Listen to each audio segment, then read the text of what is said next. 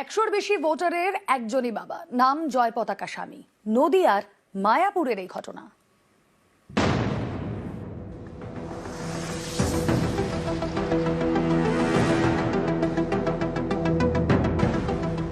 এ রাজ্যে শেষবার এসআইআর হয়েছিল 2002 সালে।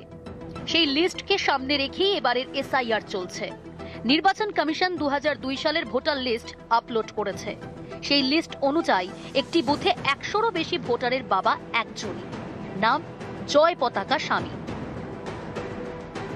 শিশু আছে না প্রচুর? হ্যাঁ, ওখান থেকে ওরা করছে মন্দির থেকে সবারই দেখলাম স্বামীর নাম বা পিতার নাম জয় পতাকা স্বামীর নাম দিয়েছে, কিন্তু ওরা ভোটার লিস্ট আর ওরা এসআইআরও নিচ্ছে, কাগজ নিচ্ছে ওনার কাছে যারা যারা অনেকেরই পিতার নাম ওই জয় পতাকা আছে। নদিয়ার নবদ্বীপ বিধানসভার এলাকার ইস্কন, এখানকার 13 নম্বর বুথের 100-র বেশি ভোটারের বাবার নাম জয় পতাকা স্বামী। কারণ এই সব ভোটারদের বেশিরভাগই ইস্কনের আবাসিক।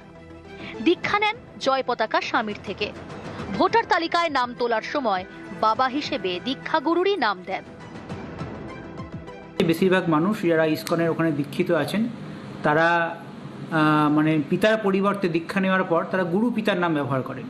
তো এক্ষেত্রে এরকম কেস হয়েছে, গুরু পিতার নাম যারা যারা ওই গুরুর কাছে দীক্ষা নিয়েছেন তারা ওই গুরু পিতার নাম ব্যবহার করেছেন। এর ক্ষেত্রে আমরা কিন্তু কনসার্ন এইআরওকে সতর্ক করে দিয়েছি এবং কনসার্ন বিএলওকেও বলে দিয়েছি এর ব্যাপারে কোনো ভীতি বা অযথা আতঙ্কিত হওয়ার কিছু নেই। আমরা আমাদের ইসিআইয়ের যা গাইডলাইন আছে অ্যাজ পার এসওপি আমরা সেইভাবেই সেটা ম্যাচ করিয়ে নতুন। নিউজ 18 বাংলা।